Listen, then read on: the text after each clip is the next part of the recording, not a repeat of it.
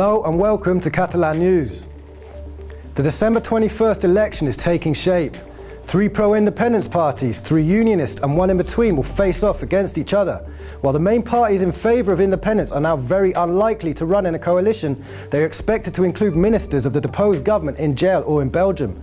The electoral list will be made public this week, while the campaign will start on December 5th. One of its highlights, though, might happen quite far from Catalonia, as a rally has been called for December 7th in Brussels. Here at Catalan News, we'll get you the latest of the election campaign in Catalonia. Let's begin. The December 21st election was called by the Spanish government after the declaration of independence in an unprecedented move that a majority of Catalan parties described as undemocratic. Madrid dissolved a democratically elected Catalan parliament and sacked a full government. Many wondered for days whether pro-independence parties would take part in the election, as they do not recognise it as legitimate. But they will. Even the radical left-wing CUP, as they consider it as the only option to make sure their plans for a Catalan republic ever become a reality. They consider the vote illegitimate, but the Assembly of CUP members yesterday decided to take part in the December 21st election. Party officials say they will run in the election as part of a broader left-wing, pro-independence and radical electoral list. This means ruling out a joint candidacy in favour of a Catalan state.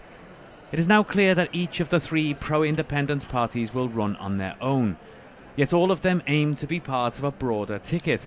Ousted Catalan President Carles Puigdemont will head a list that includes his PDeCAT party, but that also includes civil leaders. One of them could be the jailed Catalan National Assembly head, Jordi Sánchez. The other main pro-independence party, Esquerra Republicana, will also run with several independent candidates. The Catalan Vice President, Oriol Junqueras, who is also behind bars, will lead the electoral role. Both the PDeCAT and Esquerra parties are expected to include on their candidate list officials currently in jail or in exile in Brussels. There will also be 3 major unionist parties standing: Ciutadans, the People's Party and the Socialists. All of them will be led by the same politicians who fronted their candidate lists in the 2015 elections. They aim to avoid a new pro-independence majority in the Catalan chamber. The Socialists also want to broaden their scope and have included the leaders of the defunct Christian Democrat Party. This mixture of left and right-wingers has sparked some controversy. The Socialist support of direct rule in Catalonia has also had its backlash. They were part of Barcelona's local government, but the city's main party, Barcelona en Comú, ousted them this weekend because of their support for Rajoy's measures. The nationwide sister party of Barcelona en Comú, Catalunya en Comú, will also run in the election and has said it should not be counted in either of the 2 main blocs. What is still uncertain is whether direct rule will end after the election. The Spanish foreign minister today said that if the new executive continues the policies of the previous one, then the enforcement of Article 155 of the Constitution might go on. The election will take place in a very tense atmosphere in Catalonia, since most members of the last government and the main pro-independence leaders are in prison and the Catalan president is in exile. This weekend, hundreds of thousands of people took to the streets in Barcelona to demand the release of the political prisoners, warning that an election cannot be free and fair with some candidates in jail. The protest was also organised in Brussels, where some of the ministers currently there on exile warn the EU that, from their point of view, Spain is violating fundamental rights. Another big protest is scheduled for the 7th of December in the European capital, the temporary home of the Catalan president. The Spanish police operation against the referendum, which included the deployment of thousands of extra officers throughout Catalonia, has been classified as a state secret. The Spanish government has refused to release information on the matter, stating that security plans are confidential. Thousands of officers are still bunked up in hotels, barracks, and even cruise ships docked at the ports of Barcelona and Tarragona. Despite lawmakers' attempts to have the Spanish government disclose the information, many questions remain unanswered. The exact amount of extra officers sent to the country, for example, as well as the overall cost of the operation, which saw around 900 people injured at the hands of Spanish police on October 1st, remain unknown. Let's move on to business now. Every year, Barcelona hosts one of the world's most famous congresses on mobile technology. The Mobile World Congress is a must for tech experts around the globe, but many were wondering if the political stalemate could affect the event. In the City Council, they've guaranteed that the Mobile World Congress is here to stay, and it will continue to be one of the big events of the year in the city. The Mobile World Congress is one of the main events held every year in Barcelona. With more than 100,000 people attending annually, it is the world's main meeting point for the mobile industry. Barcelona is for a week in late winter every year the world's mobile capital, and it will be for yet many years to come, despite the current tense political situation in the country. This is what the city's local government claims after some opposition parties expressed their concerns. No va haver-hi ni una sola paraula que posi en dubte el compromís de les administracions i de GSMA amb el futur del Congrés del Mòbil a Barcelona. Tot el contrari. Barcelona Mayor Ada Colau has admitted that there is some concern about the future of the Mobile World Congress in mid-term, yet she made clear that it is not in danger and its continuity in Barcelona is guaranteed. In fact, GSMA, the event organizer, recalled that their commitment with the Catalan capital is until 2023 so far.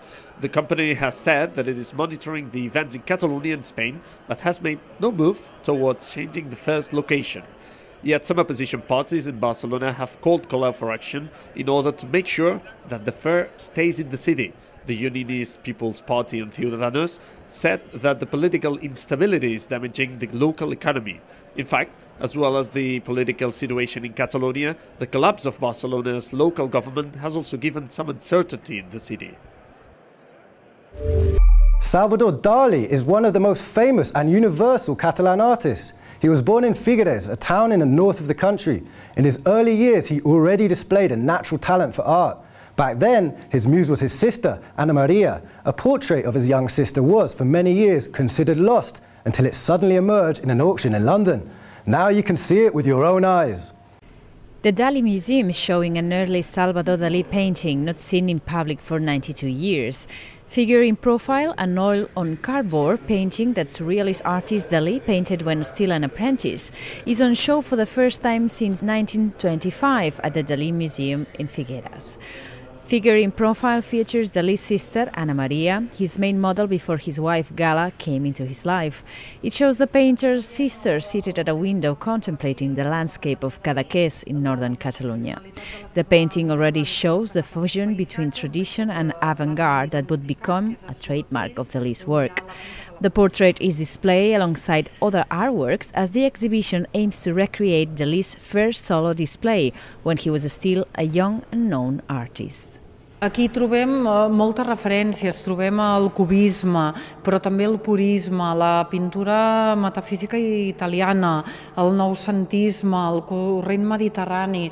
Dalí en aquesta època era com una esponja que ho anava absorbint tot i era una època molt interessant perquè ell buscava el seu estil. I de fet el seu estil va derivar cap al surrealisme, però en aquestes obres ja veiem aquesta curiositat, aquesta recerca constant que hi ha en Dalí.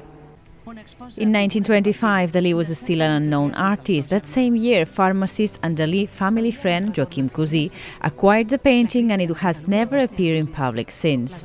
Over the years, it has changed hands between private individuals until the Gala Salvador Dali Foundation bought it and an auction at Bonhams, London in March for almost €2 million.